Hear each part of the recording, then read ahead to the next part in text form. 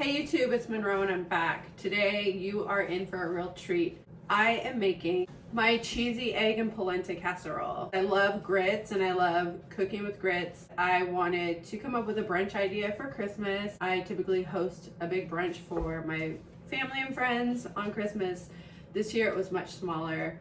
This is what I made, one of the dishes. And it was a real winner. Everybody loved it. Everybody wanted the recipe. It's pretty simple. I think you'll like it. For the recipe, you need butter, quick cooking polenta.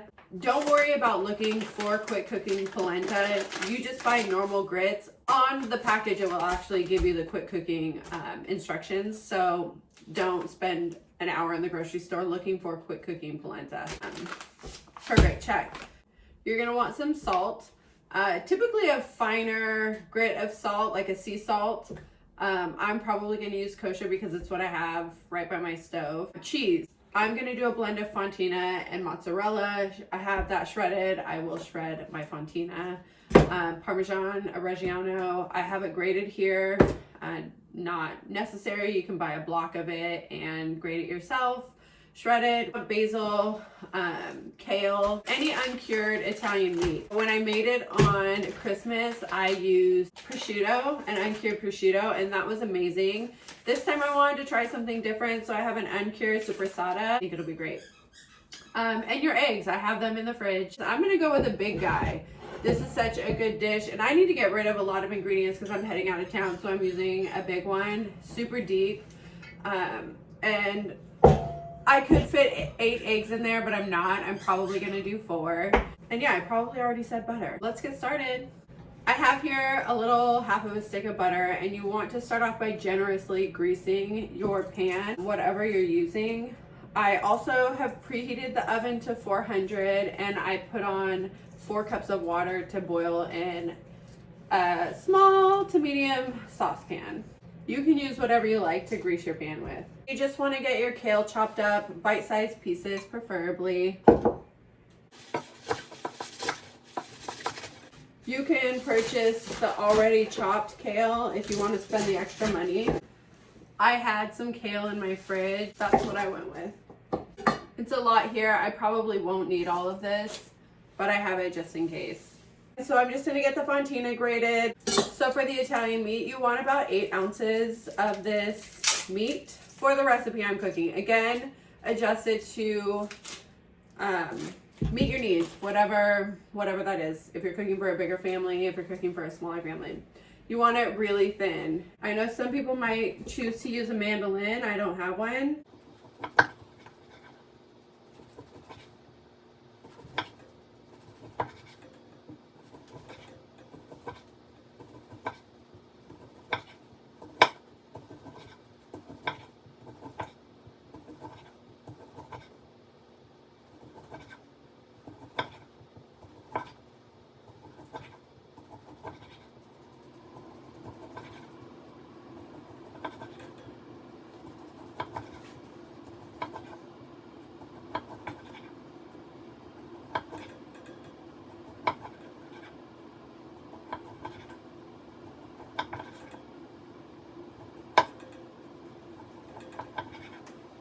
All right, our meat is done, thinly sliced. Well, as thin as I could slice it anyway.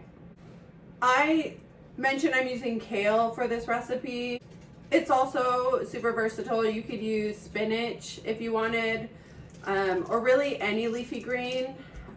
It's not gonna change the whole dish. So pick whatever your favorite leafy green is or whatever you have in your refrigerator and use that.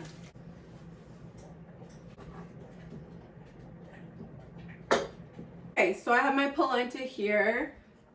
Once the water was boiling, I added some salt and about a cup of quick cooking polenta or my grits. Cooked that for about 3 minutes, stirring occasionally. I added my butter, about 2 tablespoons, all the cheese, and a cup of milk, whole milk. You can use any milk you want. I'm not gonna tell anybody. And now I'm spreading this into the bottom of my pan. I love grits. I love any recipe with them, honestly. They are so good. And now you top with your greens and your meat. really any topping you would like. This, again, is versatile. When I'm adding my kale, I stuff it, I kind of push it into the polenta.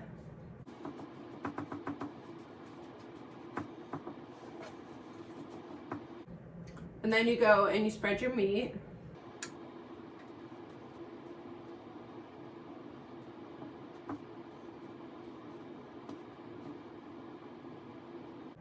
Again, I have sopressata here. I love it. Use any uncured Italian meat you'd like.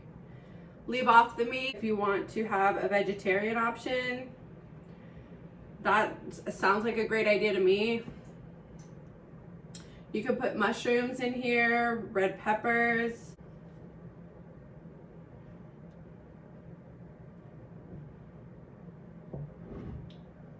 Okay, it looks something like this. I decided, since there's just 2 of us eating tonight, I'm just gonna use 3 eggs. Just use the back of a spoon and make a well for each egg.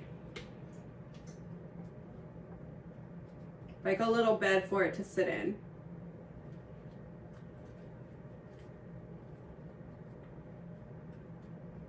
And then crack each egg into the well.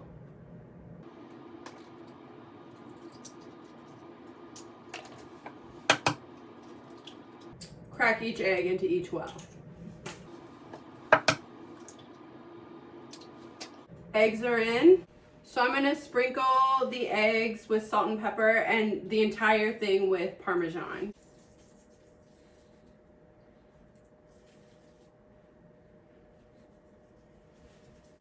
Okay, so now Parmesan all over the whole thing. Just a sprinkle, don't go crazy. There's so much cheese in the grits. The last thing to go on is your basil leaves. Just about 1/2 cup of torn basil leaves. Nothing fancy. Just toss them on there.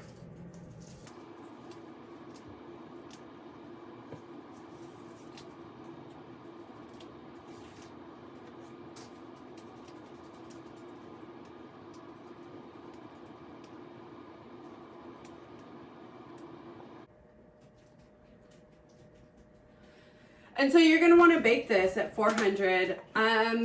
Check it after 15 minutes. In my experience, the eggs take a lot longer to bake. I don't know if it's just my oven, but just keep an eye on it. And once your eggs are how you like them, it's ready to serve.